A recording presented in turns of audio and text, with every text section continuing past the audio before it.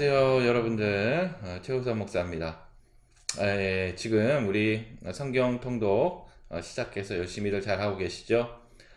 매일매일 주어진 우리 성경 말씀 본문을 통해서 많은 은혜들이 되실 줄로 믿습니다.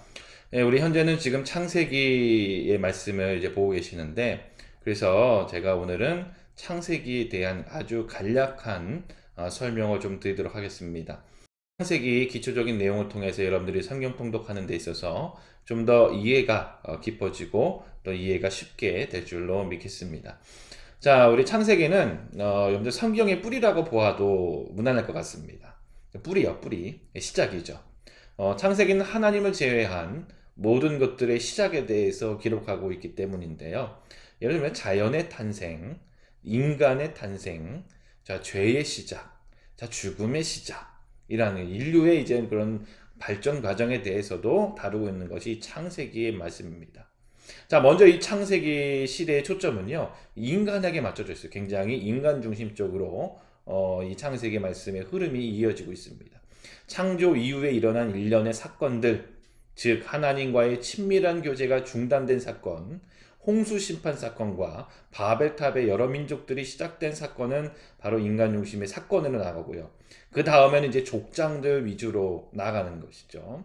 그래서 창세기는 그래요. 창세기는 아주 간단하게 창세기 전체 내용이 무엇이냐면 첫 번째 4대 사건, 두 번째 4대 족장 이야기입니다.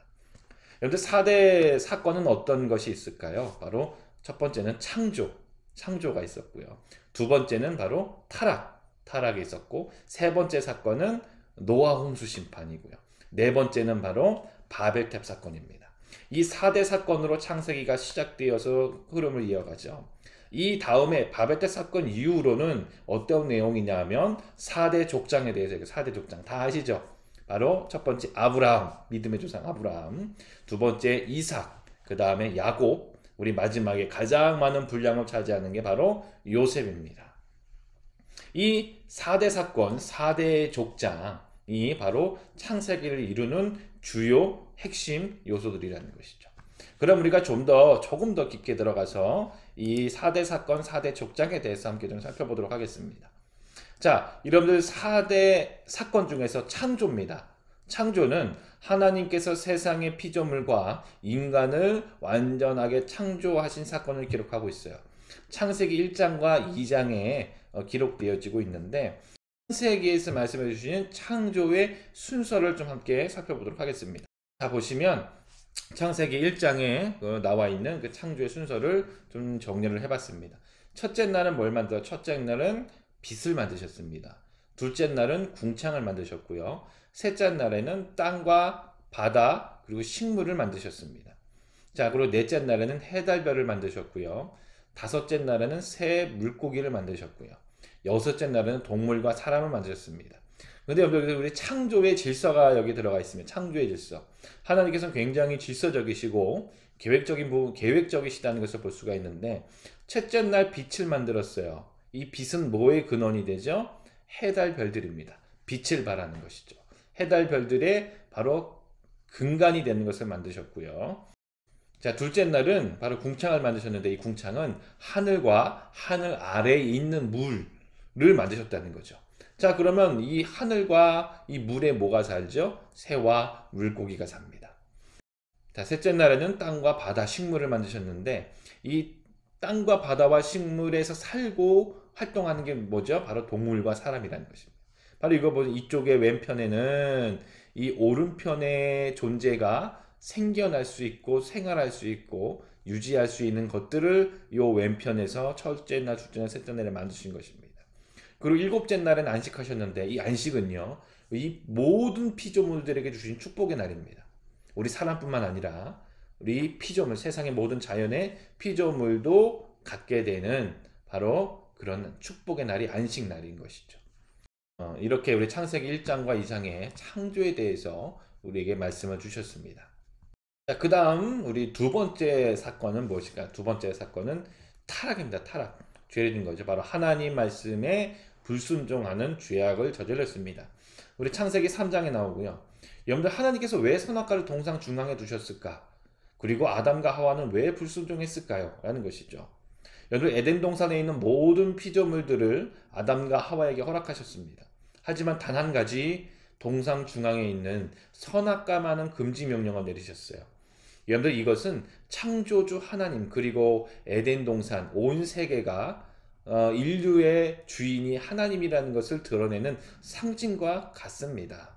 그리고 하나님은 창조주와 인간과의 관계성을 유지하고 또 상징하는 것이 바로 이 선악과였던 것이죠. 이에 이제 아담과 하와는 사단의 꾀임에 넘어가서 탐욕과 교만으로 이 선악과를 따먹게 되었습니다. 그래서 여러분들 창세기 3장 5절에 보면은 너희가 하나님과 같이라는 그런 말로 유혹하잖아요. 곧 하나님과 같이 되고 싶은 더 좋은 것을 갖고 싶은 욕심과 탐욕이 작용해서 하나님을 배신하며 불순종하게 된 것이죠. 이것을 따먹고 유혹에 넘어감으로 바로 하나님과 인간과의 관계가 깨어지게 된 것입니다. 그 사이에 죄가 들어왔기 때문이라는 것이죠. 또 여러분들 4장과 5장에서는 이제 가인이 그 형제를 살인하는 인류의 최초의 살인에 대해서도 우리에게 기록해주고 전해주고 있습니다. 세 번째 사건은 노아 홍수 심판입니다. 우리 창세기 6장에서 8장의 말씀이고요. 하나님께서는 세상에 죄악이 가득한 것을 보시고 홍수로 심판하십니다. 그래서 여러분들 창세기 6장 5절에 7절의 말씀을 보면은 이 홍수 심판의 이유를 설명하시는데 여호와께서 사람의 죄악이 세상에 가득함과 그의 마음으로 생각하는 모든 계획이 항상 악할 뿐임을 보시고 땅 위에 사람 지으셨음을 한탄하사 마음에 근심하시고 이르시되 내가 창조한 사람을 내가 지면에서 쓸어버리되. 바로 하나님께서는 이 죄가 만연하고 죄뿐이 행하지 않는 이 사람들을 보시고 실망하시고 그들을 심판하시는 것이죠. 여러분들 이 가운데 구원받은 가족이 있었습니다. 바로 노아의 가족인데 6장 8절 9절의 말씀에 보면은 노아는 여호와께 은혜를 입었더라. 이것이 노아의 족본이라. 노아는 의인이요 당대의 완전한 자라. 그는 하나님과 동행하였으며. 바로 하나님과 동행하며 하나님을 바라보는 사람, 이 노아의 가족만 하나님께서는 구원해 주셨죠. 여러분들 이 노아는 100년이 넘게 이 방주를 하나님의 말씀에 순종함으로 만들었고요. 그리고 이 방주를 통하여서 구원을 얻게 됩니다. 그리고 이제 창세기 9장과 10장 넘어서는 노아의 후손들, 바로 인류의 또 번성이죠. 인류의 번성에 대해서 이야기해주고 있습니다. 자, 네 번째 마지막 사건입니다. 네 번째는 이 바벨탑 사건이죠.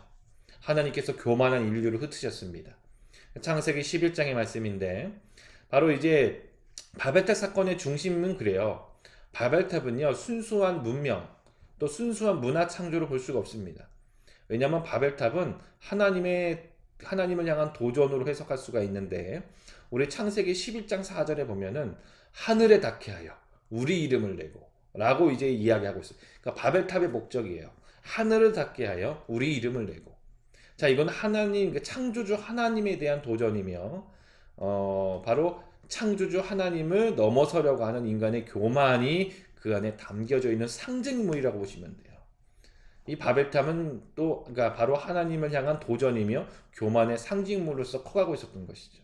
그래서 하나님은 그것을 그냥 두고 보고 계시지 않았던 것입니다. 자, 이제 이 바벨탑 사건을 넘어서서 하나님께서는 구원의 역사를 이루는 바로 가장 시초가 되는 이 믿음의 조상들을 세우기 시작하십니다. 첫 번째 족장 아브라함이죠. 아브라함. 창세기 이제 12장부터 23장입니다. 이제 여러분들 이 사건과는 다르게 이 족장의 이야기들이 이제 창세기의 대부분을 이루고 있습니다. 왜 그럴까요? 바로 하나님의 구원의 역사를 이루어가는 족장들이기 때문이라는 것이죠. 이 아브라함은 믿음의 조상인데 창세기 12장부터 23장까지 등장을 합니다.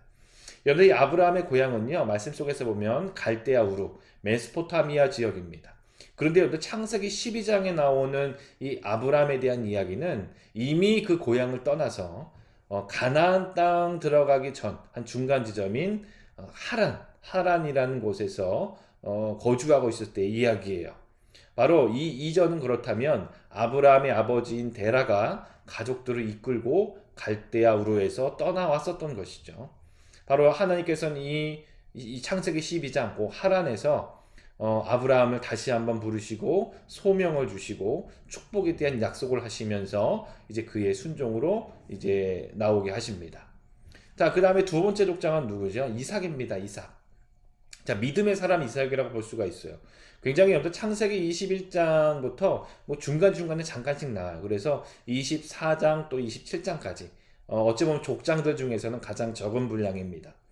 이삭은 리브가를 아내로 맞이하였고 하나님의 축복 안에서 평안한 생을 살면서 복을 누렸던 사람이에요. 이삭은 여러분들 우리가 말씀 속에서 가끔 들었듯이 굉장히 순종적인 사람이고 온유한 사람인 것을 우리가 볼 수가 있습니다. 좀 평안한 삶을 살았어요. 그 다음에 이제 세 번째 족장은 누구죠? 바로 야곱이죠. 속이는 자. 속이는 자에서 어찌 보면 지파, 12지파의 그런 근간이 되는 축복받은 사람으로 세워짐을 받게 됩니다. 이 야곱은요, 창세기 25장 19절부터 23절에 나오고 26장부터 36장까지 등장을 합니다. 자, 야곱은 다 아시듯이 쌍둥이 형제인 형 에서의 장자의 명분을 샀죠. 그리고 이삭, 아버지를 속임으로 그 축복을 얻게 됩니다. 이후에 이제 외삼촌 라반의 집으로 도주해서 거기서 이제 레아와 라헬을 아내로 맞이하게 되고 12아들들을 이제 출생하게 됩니다. 그리고 이제 우리 마지막 창세기 마지막 족장 바로 요셉입니다. 요셉. 꿈의 사람이라고 하죠. 꿈의 사람. 유명하죠. 창세기에서 가장 많은 분량을 차지하고 있습니다. 바로 창세기 37장부터 50장까지 이어지고 있고요. 자, 요셉은 야곱의 11번째 아들이며 라헬의 장자입니다. 곧 여러분들 야곱이 그렇게 사랑했던 라헬의 첫 번째 아들이기 때문에 얼마나 사랑을 했겠어요. 그래서 아버지 야곱으로부터 많은 사랑을 받고 자랐으며 이게 형제들의 시기와 질투 속에서 노예로 팔려가 애굽에서 이제 총리가 되기까지 이야기가 나오죠. 이후에 요셉은요, 형제들을 용서하고 이 모든 일이 하나님께서 계획하신 것이라는 믿음의 선포를 하게 됩니다. 여러분들 이렇게 창세기는 4대 사건과 4대 족장의 이야기로 이루어지고 있습니다. 이제 앞으로 이 흐름 속에서 우리 성도님들 성경 통독해 갈 때에 좀 더 이해도가 깊고 또한 이 흐름만 기억하신다면 창세기를 어느 정도 내용은 마스터하셨다라고 보셔도 될 것 같아요. 앞으로도 여러분들 주어진 우리 성경 통독 그 시간 그리고 기회 속에서 자유롭게 또 은혜롭게 또한 말씀 속에서 많은 하나님의 깨달음으로 감사하며 하루하루를 함께 노력하시는 우리 성도 되시길 주의 이름으로 축복드립니다. 자, 우리 성경 통독 끝까지 연독합시다.